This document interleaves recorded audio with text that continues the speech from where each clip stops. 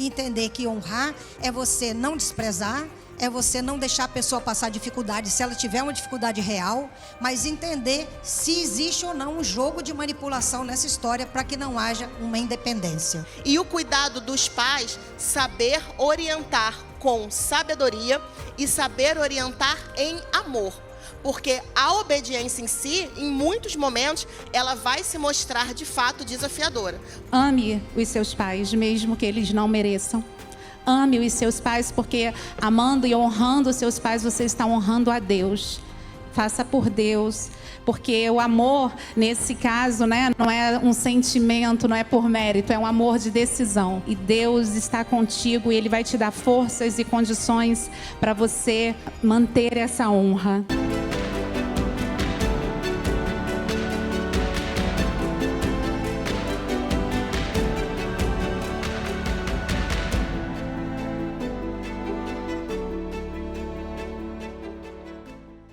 E é com grande alegria, irmãos, que hoje nós, pela manhã, estamos sendo ministrados por 4 pessoas incríveis, que serão usadas por Deus para responder questionamentos nossos. Vocês receberam o link de perguntas para fazer para essa manhã?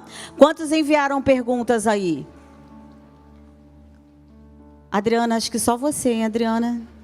Ah, você também mandou, foi? Pergunta? Então eu sei que nós temos muitas inquietações, mas o Senhor responde a cada uma das nossas dúvidas. Eu tenho certeza que esse homem e essas mulheres serão usadas por Deus para falar. E eu queria só dizer uma coisa. Foi-me feita uma pergunta muito interessante, pastor Anderson, que foi perguntado pelo Bruno. Não foi pelo Bruno, era uma conversa que nós estávamos ali. Se as pessoas que fizeram as perguntas teriam algum acompanhamento, algum desdobramento da sua pergunta após esse fórum. Então eu queria pedir para você, se você sente a necessidade de ser acompanhado, de ser discipulado e de ter um cuidado mais de perto, faça contato, peça, que eu tenho certeza que alguém será levantado para cuidar de você em nome de Jesus. Então nós gostaríamos de receber com muita alegria a pastora Elizabeth, doutora Elizabeth. Ela é psicóloga, ela trata muito bem sobre o assunto família, ela fala muito bem sobre relacionamentos narcisistas também, e ela está aqui conosco hoje. Eu queria que você aplaudisse ao Senhor pela vida dela. Pastora, pode se sentar aqui ao meio. Ela trouxe livros também, depois ela vai falar sobre isso. Nós gostaríamos de convidar também a Priscila Gomes. Ela é casada com Bruno Gomes. Isso é aplauso ao Senhor pela vida da Priscila e pela vida do Bruno. Ela é especialista em direito de família e ela é membro da Primeira Igreja Batista de Irajá, nossa vizinha aqui do lado. Um beijo aí, pastor João Emílio, que Deus abençoe a sua igreja. Queremos convidar também a Vanessa Moraes, professora, estudante de teologia, diretora da escola e mãe do Vinícius. Cadê a Vanessa? Vanessa, te amamos. Eu quero convidar também para finalizar a composição da mesa o pastor Anderson Maciel, pai da Meline e do Lucas, casado com a Márcia. E eu tenho certeza que nós vamos ter aqui um tempo muito especial com o Senhor, através das perguntas que foram feitas aqui. Vocês estão preparados, queridos, para responder aí essas questões da vida, do dia a dia, da igreja, da Primeira Igreja Batista da Vila da Penha, e alguns questionamentos, com certeza, que ultrapassam aqui os muros da nossa igreja. Muitos filhos fizeram perguntas e pais também fizeram perguntas. O fórum é sobre pais e filhos. Não deixe de compartilhar essa live. Eu vou te dar aí 2 minutos. 2 minutos é muito tempo, mas eu vou te dar aí esse tempinho para você compartilhar, para você curtir lá no YouTube, nas nossas redes sociais, para que alcance aí muitas vidas. E nós vamos começar logo, porque são muitas perguntas e nós não queremos perder nada. Esteja atento. Deus vai usar essas pessoas para falar ao nosso coração. E nós vamos começar aí eu pedi para que cada um marcasse a pergunta que achou mais importante para que ela respondesse. Nós vamos começar por essas perguntas. Eu vou perguntar primeiro, logo no primeiro bloco, sobre filhos, a pergunta número 5, para a pastora Elizabeth. E a pergunta é a seguinte: ao me tornar uma só carne com o meu cônjuge, recai sobre mim o dever de honrar os meus sogros? Ou seja, casei, eles agora se tornam como pais e eu devo honrá-los como tal? Pastora? Bom dia, gente, a paz do Senhor. Muito bom estar aqui com vocês. Agradeço muito a confiança, o convite. Bom, às vezes a gente confunde um pouco essa questão de honrar, né? E isso traz uma oportunidade para a gente falar sobre muita manipulação que às vezes acontece na família. Tem pais que eles não deixam os filhos deixarem, acham que honrar é você ir para a casa dos filhos e viver a vida deles. Mas lá em Gênesis 2, Deus já estabeleceu como era o princípio do matrimônio. Você está construindo uma nova célula. Honrar não é você deixar de honrar, não é você abandonar, você esquecer que aquela pessoa existe. Mas você precisa saber que você tem um núcleo familiar para ser construído. Existem um padrão novo para ser construído dentro dessa célula familiar. E muitos pais têm dificuldade para deixar os filhos deixarem. Esses pais não estão preparados, eles não se prepararam para que os filhos seguissem aquilo que a Bíblia diz. E aí eles mantêm com essa questão de uma culpa sobre honrar. E nisso, esses pais, os filhos casam e eles vão atrás de alguma maneira. E exerce uma influência muito grande. Eu gosto de lembrar que a gente sempre fala que qual é a pessoa mais importante na vida da gente. A gente sempre fala que a felicidade dos filhos é aquilo que mais importa. Não é verdade? Acho que todo mundo concorda com isso. Só que muitas vezes, quando um filho casa e essa mãe e esse pai não estão preparados para deixá-los ir, eles influenciam tanto que tem filhos, tem sogra e sogro, que ele quer, principalmente sogra faz isso, ela quer fazer toda a diferença na vida daquele filho, como ela fazia quando ele era solteiro. Então, ela segue aquela família de maneira que ela começa a construir situações para que o filho dela possa ser testado, para ver se ele vai ficar do lado da esposa, né, ou do lado dela, mãe. E aí ela costuma pensar que o direito é dela, não é? Tive 9 meses na barriga, a gente costuma cobrar pelos 9 meses, né? Esses 9 meses... Aluguel caro. Aluguel caro esse, né? Você paga pelo resto da vida. Então, você cobra por esses 9 meses, você acha que você tem que continuar sendo a pessoa mais importante na vida desse filho. Se a felicidade do teu filho é a coisa mais importante na sua vida, você precisa deixar ele deixar. Porque se você disputa com a sua nora, já não é mais a felicidade do seu filho que está em jogo, mas é a sua. Você quer o seu lugar de importância e você esquece que agora ele tem a obrigação diante de Deus de construir a família dele. E tem filhos que já vive nesse processo de manipulação desde pequeno para ser dependente, ele não consegue sair. Quando ele sai, mas ele fica ele tem uma ligação muito maior com a família de origem com aquela família que ele está construindo. A obrigação dele fica muito mais na anterior. Então, eu acho que a gente precisa separar as coisas aí e entender que honrar é você não desprezar, é você não deixar a pessoa passar dificuldade, se ela tiver uma dificuldade real, mas entender se existe ou não um jogo de manipulação nessa história para que não haja uma independência. Certo? Certo. E dando continuidade até essa pergunta, acredito que essa foi em relação aos sogros e a pergunta número 4, ela tem a ver com continuar honrando pai e mãe, que fazem uma interferência na vida dos filhos casados agora com relação aos pais.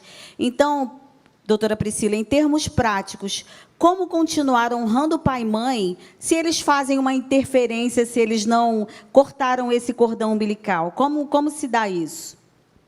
Termos práticos, eu logo penso que não existe uma fórmula fechada para um relacionamento. O que nós precisamos fazer é refletir, inclusive, como estão colocados esses papéis, como a doutora Elizabeth muito bem colocou. A Bíblia nos orienta a deixar e, em seguida, unir-se. Mas quando existe uma inversão ou uma confusão nesses papéis, em alguns casos permanece uma dependência financeira, uma dependência emocional, que de alguma forma faz com que aqueles pais continuem exercendo uma autoridade.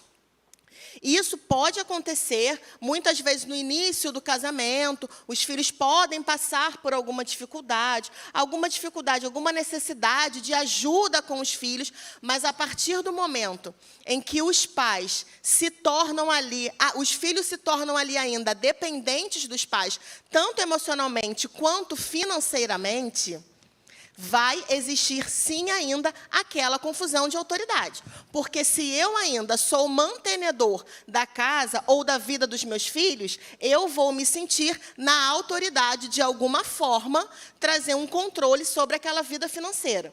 Se ainda é me dada uma autoridade emocional dos meus filhos acerca das decisões deles, eu vou me sentir, de alguma forma, responsável e dominadora e controladora acerca das decisões que são importantes da vida do meu filho, da minha filha, que já é casado. Mas não houve um rompimento emocional, ou não houve um rompimento de uma necessidade financeira. E talvez por isso traga essa confusão, traga essa inversão de papéis e não consiga haver esse rompimento de vínculo, de deixar a família de origem para então unir-se, o que requer maturidade e requer independência em diversas áreas. Eu acredito que entre realmente aquele versículo que diz: deixará o homem seu pai e a sua mãe. Esse deixar é romper esse cordão umbilical financeiro, emocional, de dependência, certo? Acredito que seja bem assim, de verdade. Então, pastor Anderson, pergunta de número 1. Como exercitar a autoridade sobre os filhos?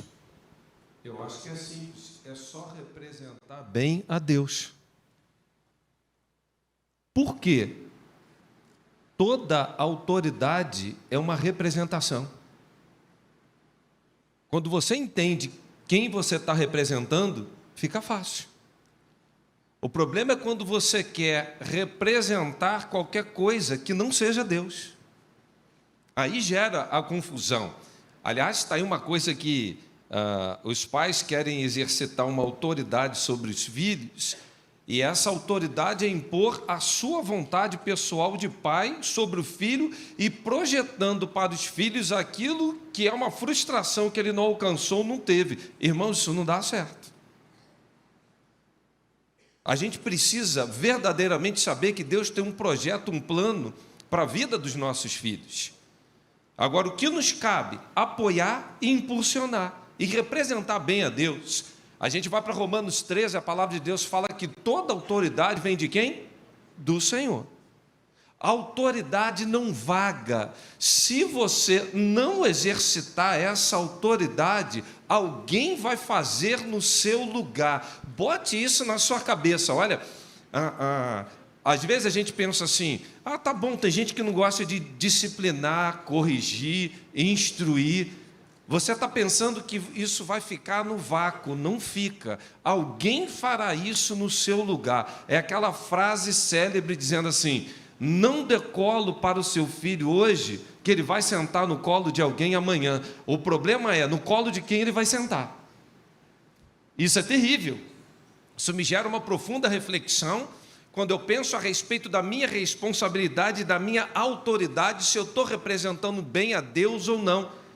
Porque toda autoridade vem do Senhor, e o papel de um pai, principalmente, agora eu levo para o ser masculino, é representar a paternidade divina. O papel de uma mãe tem tudo a ver, é fazer na terra como é no céu. E nós precisamos estar imbuídos dessa responsabilidade, da autoridade que Deus nos tem dado. Tem uma coisa que ultimamente está muito perdida isso, né? As pessoas cada vez mais estão perdendo a autoridade e gerando filhos que não sabem respeitar a nenhuma autoridade. quer policial, quer ministerial e por aí vai. Nós precisamos resgatar a verdadeira autoridade sobre os filhos, que é bem representando a Deus e instruindo nos caminhos do Senhor. Glória a Deus. Posso Pode, pode concluir, porque eu queria só linkar uma outra pergunta que eu acredito que tenha muito a ver. Não sei se você quer responder dentro dessa linha, porque aqui foi perguntado de pais, provavelmente, que são cristãos. Mas há uma pergunta de se submeter a pais ímpios, que não fazem nada de acordo com a Bíblia. Não sei se tem mais a ver com pais cristãos ou não cristãos, e aí a gente passa para a próxima. É muito importante tudo isso que o pastor falou. Esse referencial bíblico, a gente tem que partir de algum princípio, né? A gente não pode partir da gente mesmo. Mas eu só queria acrescentar o seguinte: hoje a gente tem muitos pais emocionalmente infantis. Então, como você vai exercer autoridade se você não é emocionalmente fortalecido? Tem muitos pais que são mais infantis que os filhos, não é? Eu vejo muitos adolescentes reclamando da imaturidade dos pais. E muitos pais acreditam que se eles exercerem esse autoritarismo, porque não conseguem exercer autoridade, eles estão se colocando como forte, mas dentro deles eles estão totalmente inseguros. E muitos acreditam que quando eles não exercem essa autoridade, quando eles dispensam, quando eles deixam os filhos fazerem o que querem, que eles estão agradando. E o que está havendo é muitos filhos, principalmente adolescentes, se sentindo completamente desamparados. Porque se você não exerce autoridade, é porque você está frágil, você está fraco. E se você é fraco e frágil, o teu filho está sozinho. Porque ele não pode contar com você. E o filho precisa saber que tem alguém mais forte que ele, mais estruturado que ele, para ele saber que ele tem apoio. Se você é mais frágil que teu filho, então ele está perdido, ele não tem orientação nenhuma, né? Deixa eu ver se eu entendi, para até esclarecer. Então, na verdade, pais que não exercem autoridade, ou talvez não queiram dizer não aos seus filhos, eles estão deixando os filhos mais emocionalmente fragilizados e desprotegidos, sozinhos. Exatamente. Certo, isso é muito importante, porque ontem nós até respondemos um questionamento assim, não foi, pastor? Dizendo que por que os pais não conseguem dizer não aos seus filhos? Muito, muito importante isso. Então, eu queria já fazer o link com essa próxima pergunta. Como nos submetermos a pais ímpios? A pais que falam uma coisa e fazem outra completamente diferente, que não tem nada a ver com a Bíblia. Vanessa, fala para nós um pouquinho sobre isso. Graça e paz, igreja. Alegria estar aqui nessa manhã. Eu entendo que se submeter a pais ímpios é um desafio, mas que a gente precisa, o filho precisa honrar o pai mediante a palavra de Deus, né? Não estou dizendo que é fácil, não estou dizendo que é tranquilo, mas eu entendo que Deus te deu ele como pai. E na nossa caminhada a gente também vai ter autoridades, vai ter chefias, né? Vai ter governos que são ímpios, e a palavra do Senhor nos orienta que nós devemos nos submeter à autoridade que é constituída por Deus, né? E aí o imperativo divino, né, que a gente entende que é honrar pai e mãe, né? É um imperativo. O imperativo não significa necessariamente que, como eu já falei, que vai ser fácil, que você vai fazer com prazer, que você vai fazer com gosto, né? Muitas vezes você tem que honrar os seus pais, apesar do que eles são, né? Mas eu deixo um encorajamento para você. Ame os seus pais, mesmo que eles não mereçam. Ame os seus pais, porque amando e honrando os seus pais, você está honrando a Deus. Faça por Deus, porque o amor, nesse caso, né, não é um sentimento, não é por mérito, é um amor de decisão. Pai, eu vou te honrar, mãe, eu vou te honrar, e Deus está contigo, e Ele vai te dar forças e condições para você manter essa honra. Honrar é muito mais do que submeter. Honrar é muito mais do que obedecer. Nós vimos isso semana passada aqui na pregação do Filho Pródigo, né? A Bíblia nos orienta a honrar. E há pessoas que obedecem, mas que não honram. Há pessoas que se submetem, mas que não honram. E a orientação bíblica é honrar. Nós vimos isso com o filho pródigo. Aquele filho que não abandonou o pai, ele obedecia, mas ele não honrava o seu pai, né? Honrar é zelar, honrar é velar pelos seus pais. Ore pelos seus pais, entregue seus pais a Deus, apesar das dificuldades que porventura você possa enfrentar. E Deus tem promessas para a sua vida por conta disso, né? Porque filhos que amam e honram seus pais, eles terão bênçãos de Deus, as bênçãos o acompanharão, será próspero e feliz nessa terra, né? É a bênção que enriquece e é a bênção que não tem desgosto. Que Deus te abençoe. Amém. Eu queria só acrescentar uma coisa, dizendo o seguinte: como me submeter a um pai que não faz nada de acordo com a Bíblia? Toda autoridade não vem de Deus? Sim ou não? Então, se você tem uma autoridade paterna, quem constituiu? Foi quem? E Romanos 13 vem dizendo que se você se insurge contra ela, você está se insurgindo contra o próprio Deus. Aí você vai lá para 1 Pedro 2, 18, vai dizer assim: se sujeitem aos seus senhores, mesmo sendo maus. Eu gosto desse texto, porque fala que há uma malignidade de uma autoridade. E aí fala assim: se sujeitem, sirvam, e sejam fiéis a essa autoridade. Você sabe por quê? Porque a gente tem o hábito de querer dizer assim: eu não sou submissa ao meu marido porque ele não é sacerdote. Ah, mas eu não protejo e cuido da minha esposa porque ela não é submissa. Ah, eu não me submeto ao pai porque ele... Mas não existe nenhuma condição bíblica que justifique você ter uma postura como essa, porque o outro é de forma diferente. Ao contrário, a Bíblia te desafia ao seguinte: mulher, se submeta ao marido, não é o homem, é ao marido. Homem, ame a tua mulher como Cristo amou a igreja. Mas está dizendo assim: ame se ela se submeter. Tem a condição? Não. Por quê? O foco é no que você tem que fazer, independente do que o outro está fazendo. Esse é o X da questão. Agora, pastor, mas meu pai me determina a fazer algo que é contrário à palavra de Deus. Aí é o teu limite. Você está entendendo?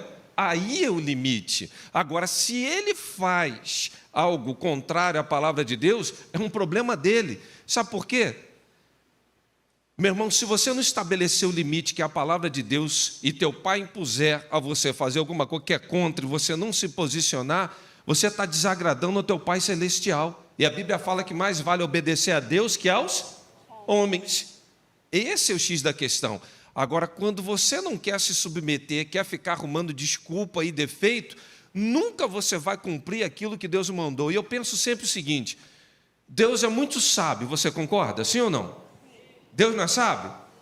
Por que é que Deus colocou uma autoridade como essa sobre a sua vida? Creia que tudo tem propósito.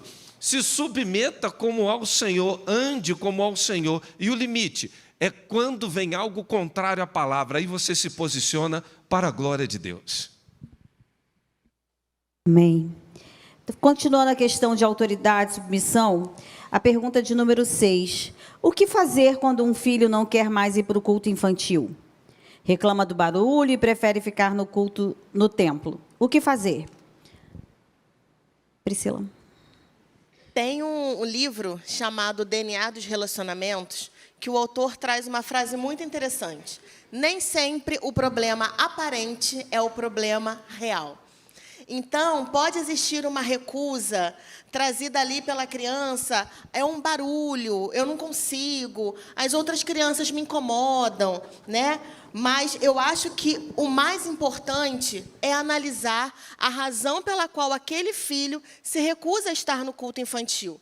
Bruno e eu trabalhamos durante muitos anos, ainda trabalhamos com crianças na nossa igreja, e essa fase da adaptação é uma fase muito comum quando a criança é pequena. Então, os pais ficam ali um pouco, aí vai diminuindo o tempo que fica na classe até que a criança cria sua independência. Mas, se nesse caso da pergunta colocada, é uma recusa que veio quase que do nada, de repente não quer mais ir, eu acho interessante investigar a razão disso. A criança ficar no culto já é maravilhoso, mas existe um ambiente preparado e adaptado para essa criança. Será que não existe ali alguma dificuldade de compreensão? Por que o barulho incomoda? Será que é o caso de uma criança que já está demonstrando um comportamento atípico, que mereça um olhar diferenciado? Então, o entender o porquê, o ouvir a sua criança, dar ouvido à queixa que ela traz, pode ser um ponto central para resolver essa questão. Eu acho importante também procurar a liderança do Ministério Infantil, né, e expor essas dificuldades, conversar. E junto com a liderança, né, eu tenho certeza que a liderança da igreja vai se importar com isso, vai buscar estratégias e intervenções para ajudar essa família, né, mas precisa se colocar, precisa se abrir a situação e criarmos, então, estratégias para ajudar essa criança, que precisa ser acolhida, precisa ser adaptada a esse momento, que é tão importante para a vida dela, né, o momento do culto infantil. Eu tinha uma pergunta para fazer para quem fez essa pergunta. Se o filho também está adotando o mesmo comportamento quando vai para a escola. Boa abordagem. Porque a partir daí pode ser um fio lógico para a gente interpretar o que está acontecendo e sermos cirúrgicos nessa decisão. Perfeito.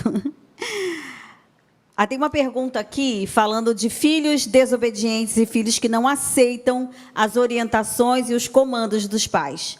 Por que os filhos crentes não conseguem aceitar as ordens dos pais? Estão morando ainda com seus pais, mas não aceitam as suas ordens. Por quê? Por quê? É interessante, né? Porque a pergunta coloca os filhos ainda morando com os pais. E aí eu me pego pensando em mim, pensando em todos nós. O Espírito Santo de Deus habita em nós e ainda assim é muito difícil obedecer. Porque o obedecer significa abrir mão de uma vontade minha, daquilo que eu quero, para seguir a orientação de uma outra pessoa. Nós, quando obedecemos a Deus, seguimos nessa dinâmica. Eu abro mão da minha vontade para obedecer a um Deus que é soberano e que é todo-poderoso. Então, a obediência é algo difícil. O cuidado do filho precisa ser o quê? Não agir em rebeldia.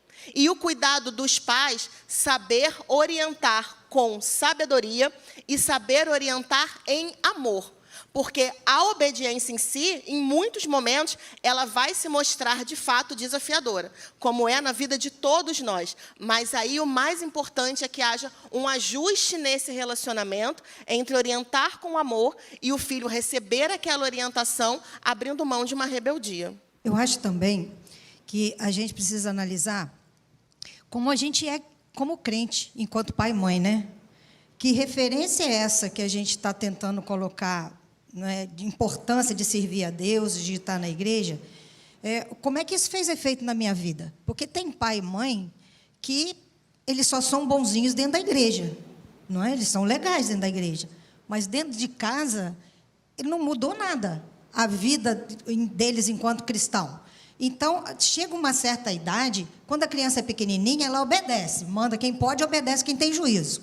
Quando o filho começa a ficar adolescente, ele começa a raciocinar, ele começa a avaliar a situação. Aí ele começa a pensar com a própria cabeça. E ele vai entender se aquilo faz ou não faz sentido. Se não fez sentido dentro da casa dele, por que vai fazer sentido para ele? Então, não é só o ato de eu vai ter que ir porque eu estou mandando. A gente também tem que conquistar isso com o nosso estilo de vida, com a maneira com que a gente vive nossa vida enquanto cristão. Tem que ser atraente também, não é? Para o nosso próprio exemplo. Não pode ser uma coisa simplesmente imposta porque tem que ser obedecida. Porque o dia que ele não precisar mais de obedecer, ele não vai, não é? entra a questão da coerência daquilo que eu falo e daquilo que eu vivo, né? Para fechar esse bloco, então, eu queria finalizar com a pergunta número 8. E talvez, na visão de muitos filhos, os pais sejam estraga-prazeres. Por que para os filhos é tão difícil aceitar a orientação dos pais como algo positivo? Por quê? Por que é difícil? Quando vem um comando do pai, antes de já ouvir o comando, talvez o filho já pense assim, ah, não. Pastor Anderson, você pode responder essa pergunta?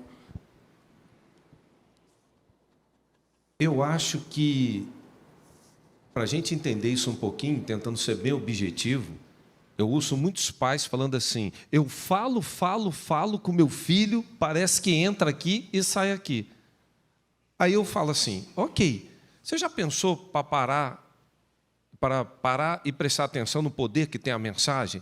A mensagem tem quem fala, tem a mensagem e tem quem recebe. Se entra aqui e sai aqui, está falhando a comunicação. Em algum momento, isso não tem efeito porque está tendo uma falha. Você já pensou em tentar identificar aonde está a falha na comunicação? Porque se não está dando ouvidos, tem uma falha na comunicação. Agora, vamos consertar essa falha na comunicação. Pode ser rebeldia, ou pode ser que você não saiba comunicar aquilo que você deseja. Às vezes você quer impor. Eu já te falei, é por aqui. Tem pais assim, né? Aí, tá vendo? E que tal? Mas não explica, não senta, não ajusta, não entende.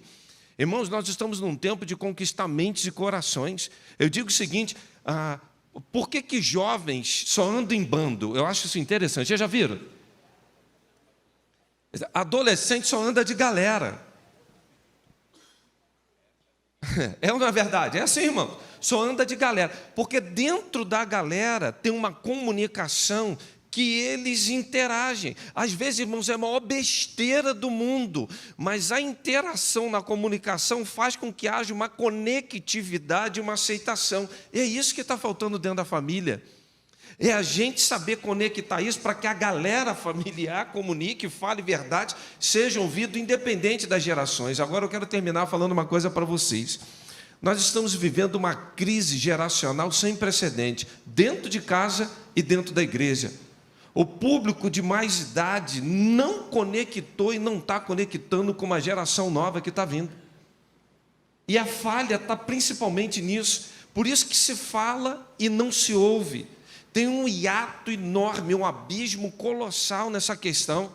A gente percebe que tem igrejas que estão envelhecendo, não atrai mais a juventude, porque não souberam passar o bastão, porque não souberam comunicar, não souberam atrair, e pensa assim, aqueles que chegaram antes, a gente sabe tudo de igreja, e tem uma geração nova falando, eles não sabem nada, a igreja hoje é assim, mas não dá espaço para a gente. E aí, o que acontece? A igreja vai definhando. A família igreja está definhando. A gente precisa conectar mais essas gerações, ter um linguajar, uma acessibilidade, conquistar mentes e corações, porque tudo quanto você falar para um filho, quando você conquista a mente e o coração, ele ouve, ele presta atenção, ele acata. Qual é o desafio para você hoje? É quebrar isso que está dentro da tua casa. Tem vários filhos aqui que já estão desconectados de pais e pais de filhos. Malaquias 4:6. Aí Deus está ferindo a terra com maldição. Por quê? Desconectou completamente, não há uma comunicação franca, direta, até para falar de assuntos polêmicos. Se eu perguntar aqui agora para a plateia assim, quantos filhos estão aqui que os pais têm um diálogo aberto sobre a questão da sexualidade? Olhei para o bando. Falou jovens, bando, a gente olhou para esse banco aqui, né? Quantos? Aí teu filho está aprendendo sobre sexualidade da pior forma possível, do pior jeito possível, sabe por quê? Porque você não abre o diálogo, não fala o que tem que falar. Aí ele aprende da pior forma possível. Esse está sendo o nosso desafio. Aí quando a gente fala assim, isso aí está errado, isso aí está errado. Não, mas não conectou. Ele está conectado num grupo que está falando coisas erradas e que ele está aceitando como sendo verdade absoluta. Começa a desconectar de você. Para terminar, olha só. Filhos nunca andam desconectados. Se não conectar com você, pode acreditar que ele está conectando com outro grupo, com a outra turminha, e vai estar aprendendo da pior forma possível. Bom, eu tenho uma dúvida, só um instantinho aqui, como filha.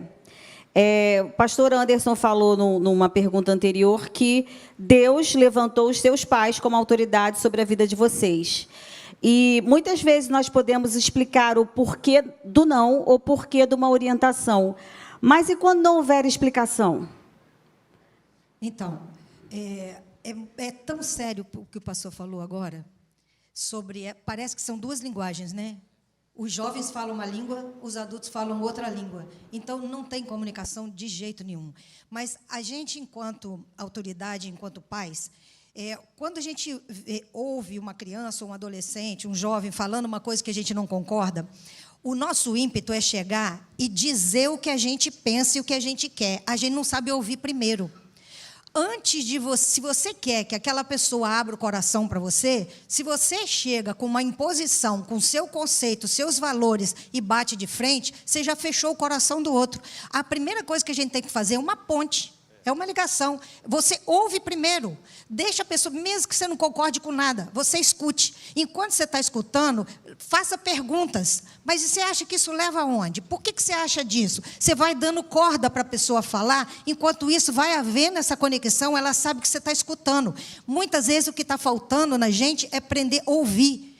Todo mundo quer aprender a falar, todo mundo quer ter boa dicção, quer ter desinibição para falar, mas a gente não sabe aprender a ouvir. Então, escute primeiro, que você vai saber exatamente como conduzir a coisa, fazendo perguntas antes de trazer a resposta.